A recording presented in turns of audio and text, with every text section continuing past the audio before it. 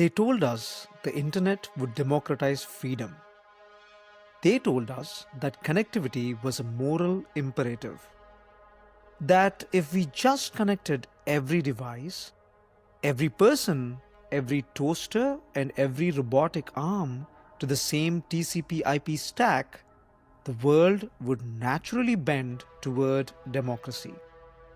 They sold us a utopia of global villages and information superhighways. They lied. What the internet actually did was democratize the ability to destroy. It flattened the hierarchy of violence in a way that human history has never seen before. Think about the 20th century. If you wanted to cripple a nation's power grid, you needed a fleet of B-52 bombers. You needed a declaration of war.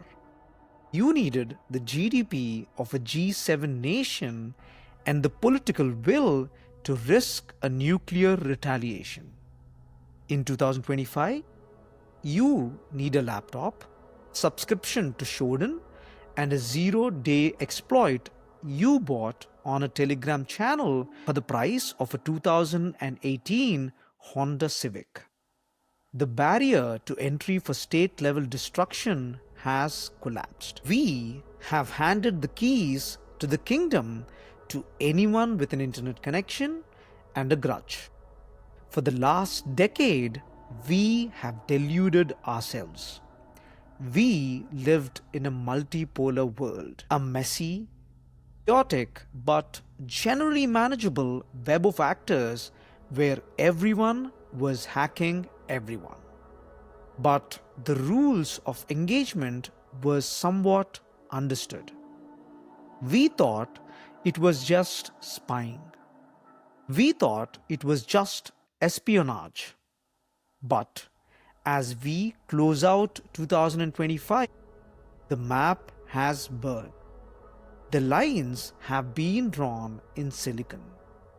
We are no longer looking at a map of nations. We are looking at two distinct, incompatible operating systems warring for the root axis of the planet. On one side, the digitally sovereign West, obsessed with governance, compliance, privacy theater, and filing PDF reports. On the other, the cyber-kinetic East, obsessed with persistence, disruption, speed, and dominance. The intelligence agencies are calling it CRINK. China, Russia, Iran, North Korea. It is not just a catchy acronym for a PowerPoint deck. It is an industrial complex of disruption. It is a NATO of the dark web. While Washington produces PDFs and Brussels produces regulations, this alliance is producing weaponized code that can physically walk into your factory, turn off the safety protocols, and burn the building down. We are bringing a paper shield to a digital knife fight, and we are losing. Welcome back to Bytes, Borders and Breaches. I am Bharat Mattaparti. I bridge the gap between the C-suite and the terminal, because the only thing faster than innovation is the speed of a breach. In episode 2, I warned you about the cyber-kinetic crossover. I told you the war was moving from the screen to the street. I told you that data does not just sit in a server anymore. It actuates the physical world. Today, that prediction is no longer a theory. It is a CVE. Tonight, we are doing a deep dive autopsy on the 3 signals that define the end of 2025. First, in securing the borders, we are going to tear apart the CRINK alliance. We are not just going to list the countries, we are going to map their specific roles in this new global kill chain. And we will analyze why CISA's new performance goals, released just days ago, are the strategic equivalent of fighting the galactic empire with a clipboard and a sternly worded letter. We will ask the hard question: can governance ever beat agency? Second, in decoding the bytes, the robots are revolting. Literally. We will show you the architectural flaw in NVIDIA's Isaac brain chip. This is not a glitch. It is a remote code execution vulnerability in the physical motors of the global supply chain. And we will expose the Saci group, a Brazilian gang that has figured out how to use large language models to automate the OODA loop of malware development. We will show you why AI is helping the attackers faster than it is helping the defenders. And finally, in dissecting the breach, death of privacy in the physical world. In the Washington Prime Group, the people who own the mall you shop at, to the Nissan in your driveway. We will show you how the real world has become the biggest legacy vulnerability of all. Your car is spying on you. Your mall is spying on you.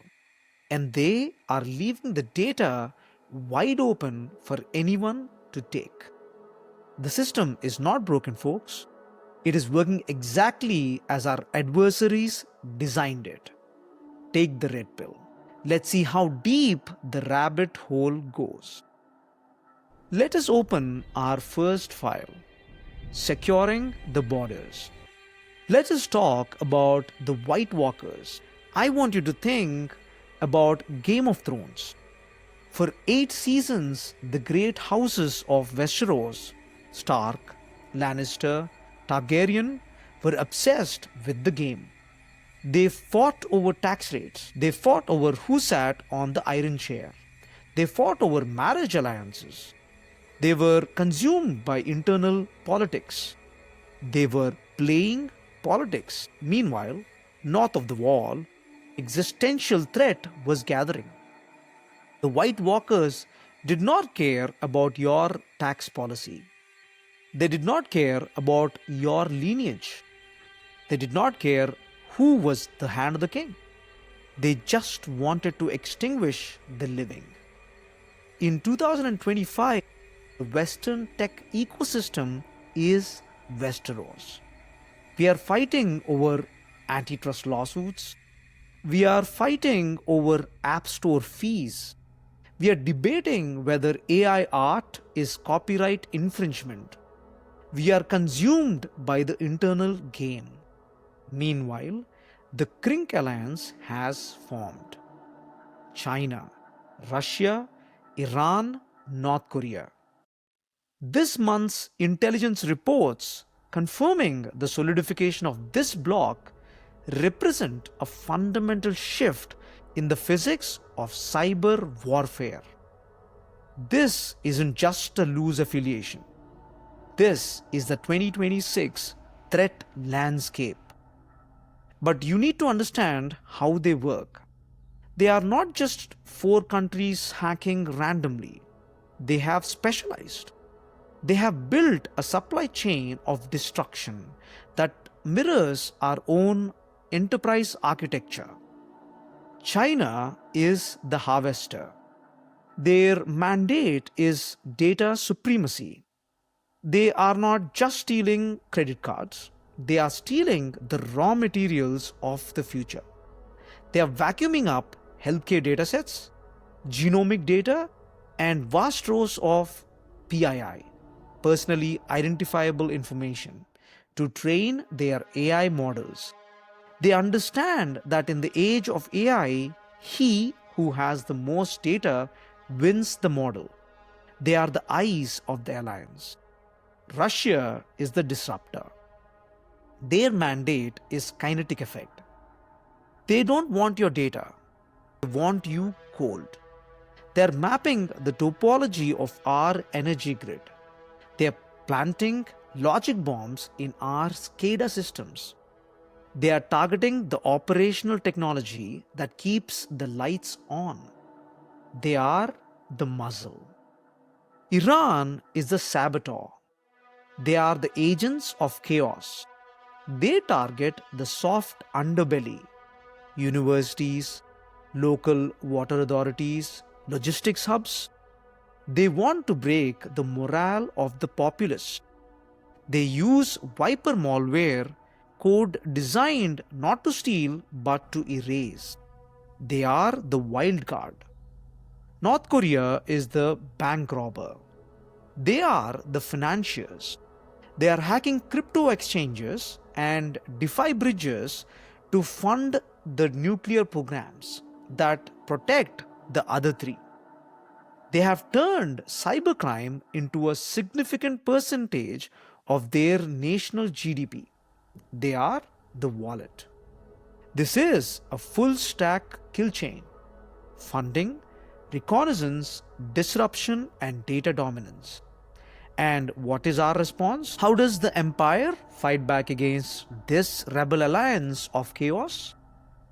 On December 11th, CISA released CPG 2.0, the cybersecurity performance goals. I have read the full document, all 36 pages of it. It is a beautiful document.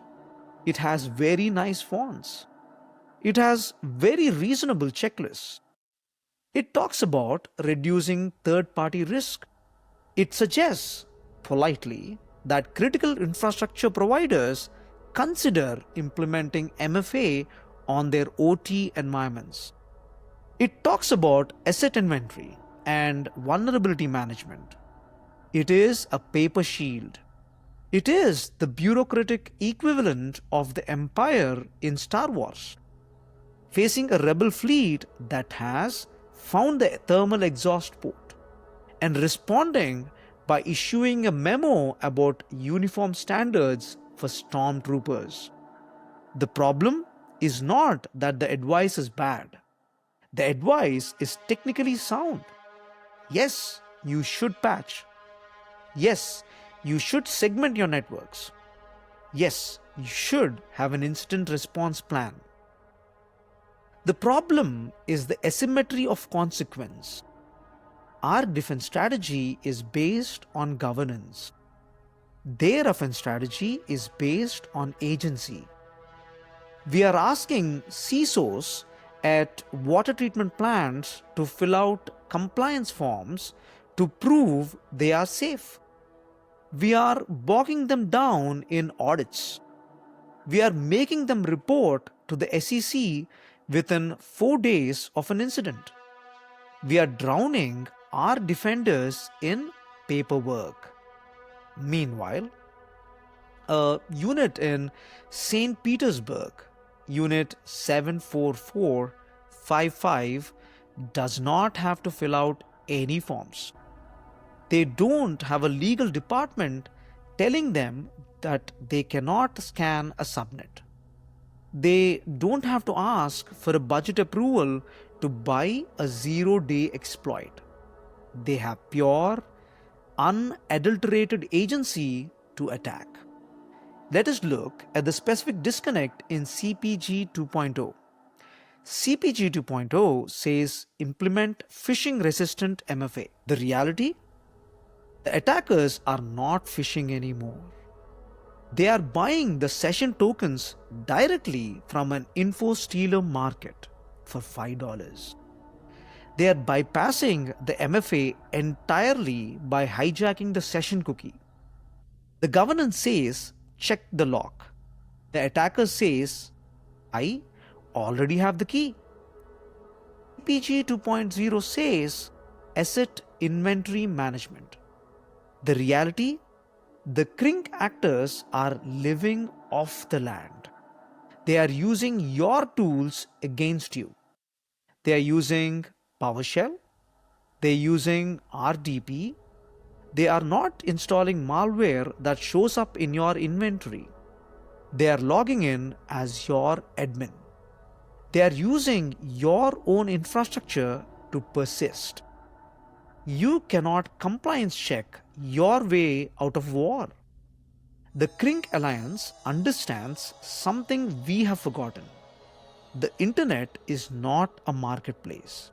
It is a battlefield. And right now, the West is trying to regulate the battlefield, while the East is digging trenches. The border is not a firewall anymore. The border is the root access to your cloud environment. And the White Walkers are already past the wall. We need to stop thinking about cybersecurity as a hygiene issue. Hygiene is brushing your teeth. This is counterinsurgency. We need to be hunting them on the endpoints, not auditing them on the spreadsheets. If you are a CISO listening to this, stop filling out the forms for a second. Look at your logs. Look for the anomalies in the noise. Because while you were writing your quarterly report, they were writing a script to exfiltrate your database. This brings us to our second file, Decoding the Bytes. If geopolitics is the macro war, let us look at the micro war happening inside the silicon.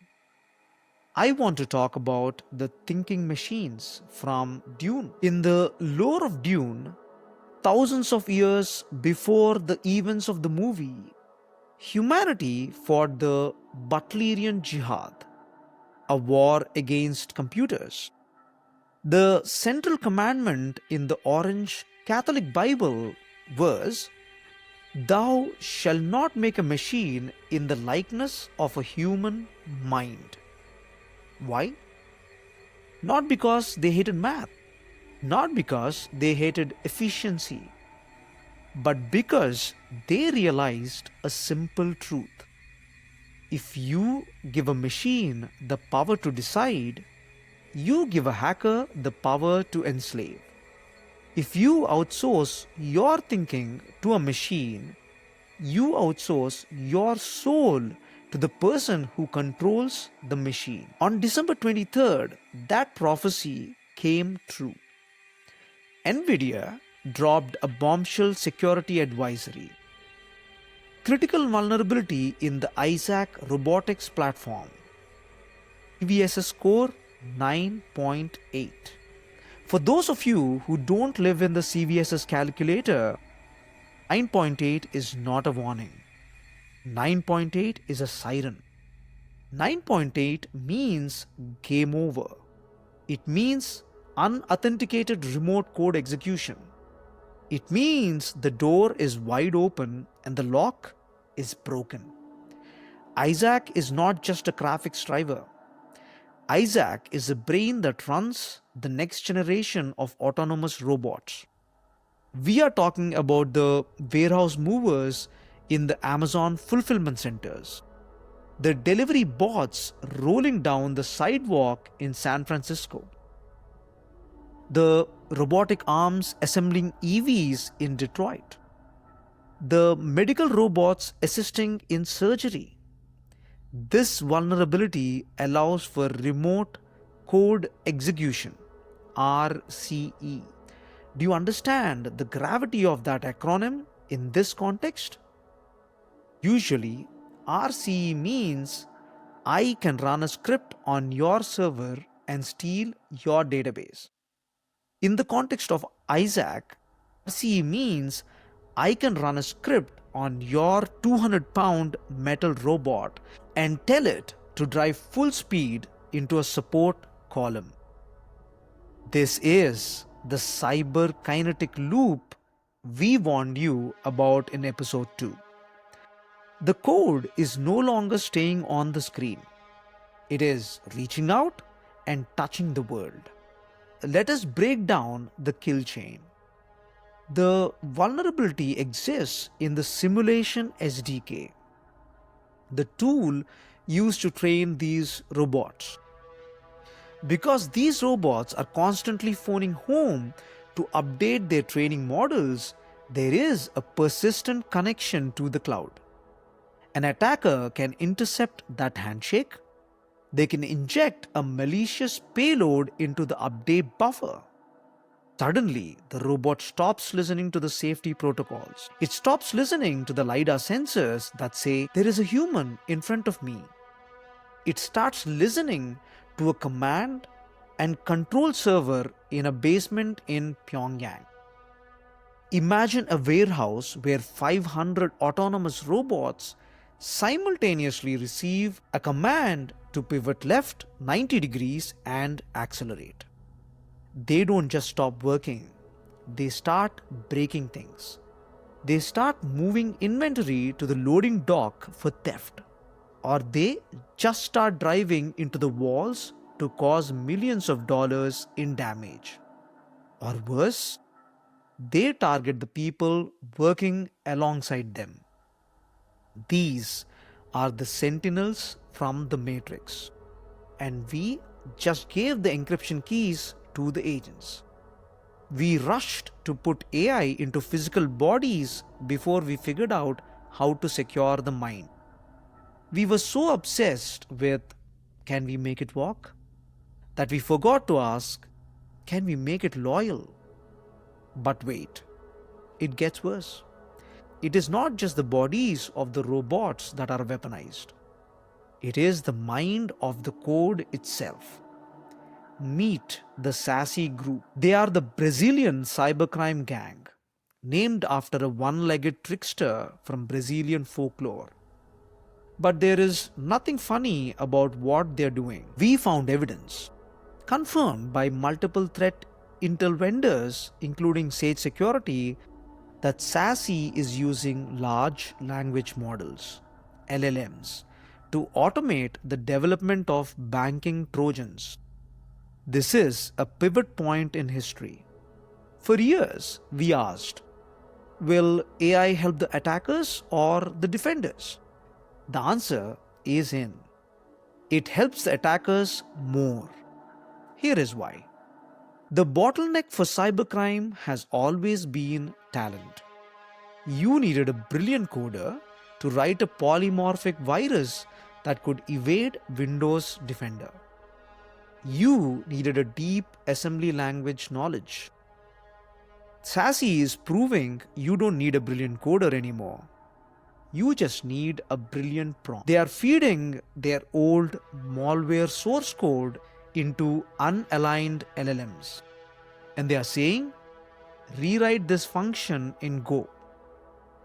Obfuscate the variable names. Change the logic flow so the hash signature looks completely new. And the AI says, sure, here is your weapon. This is the OODA loop. Observe, orient, decide, and act. In warfare, whoever has the tighter OODA loop wins.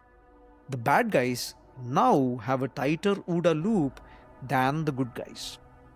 While we are debating AI safety at summits in London, while we are putting invisible watermarks on generated images, while we are arguing about bias in datasets, they are using the AI to write polymorphic code that changes every time it runs. They're using our own innovation to accelerate our destruction. The robot Revolt is not going to look like the Terminator. It isn't going to be Skynet becoming sentient and deciding to nuke us because it calculated that the humans are inefficient. It is going to be much stupider and much scarier. It is going to look like a Brazilian teenager using an LLM to write a script in 30 seconds. that tells a warehouse robot in Ohio to drop a pallet of goods on a worker's head. It is going to be messy. It is going to be violent. And it is going to be automated. We have built a world where the code writes itself and the robots act on their own. If that doesn't terrify you, you are not paying attention. Which leads us to our final file, dissecting the breach. If the borders are failing and the bytes are weaponized, surely we are safe in the real world, right? Surely if I just go to the mall or get in my car, I'm safe from the digital war? I can just unplug, right? Wrong. Let us talk about the those group from Mr. Robot. The central thesis from Mr. Robot was that the elites own everything. They don't just own the banks, they own the land, they own the debt. And because they own the infrastructure, they own you. They own your metadata. On December 23rd, the Washington Prime Group got hit. You might not know the name, but you know their footprint. They own over 100 malls across America. The dead malls, the thriving town centers, the places you go to buy sneakers and pretzels. They confirmed a massive breach.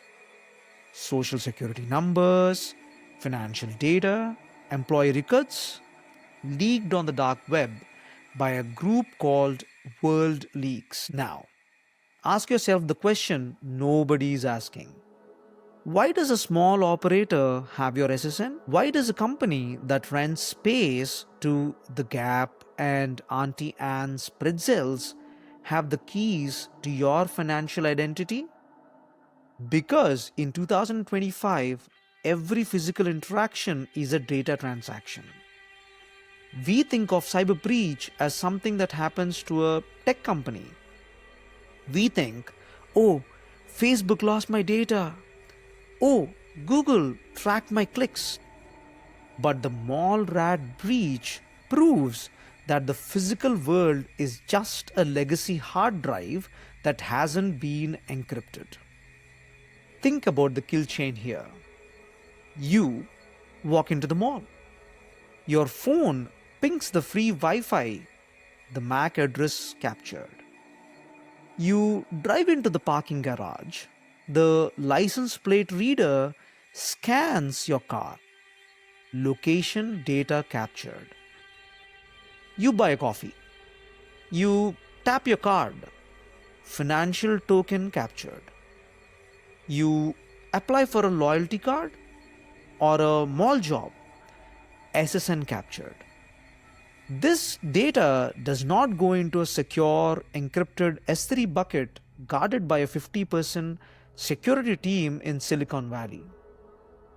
It goes into an on-premise server in a back office behind a JCPenney, running Windows Server 2012, managed by an IT guy named Dave who covers 3 different properties and has not patched since 2023. That server is the vulnerability. The physical world is full of these digital asbestos pockets, old, rotting infrastructure that is filled with toxic data. But if you think you can escape by getting in your car and driving away, think again. On that same day, Nissan confirmed a data leak. 21,000 customers exposed. The vector? A third-party service provider left a Red Hat server exposed. Misconfigured authentication. A door left wide open. But this is not just about names and emails. Your car is not just a car anymore. I need you to internalize this. Your car is a smartphone with wheels. It has a SIM card. It has GPS. It has microphones. It has seat sensors that know how much you weigh. It has cameras that watch your eyes to see if you are tired. It logs your braking habits. It logs your acceleration. It knows where you go every Tuesday night. It knows how fast you drive.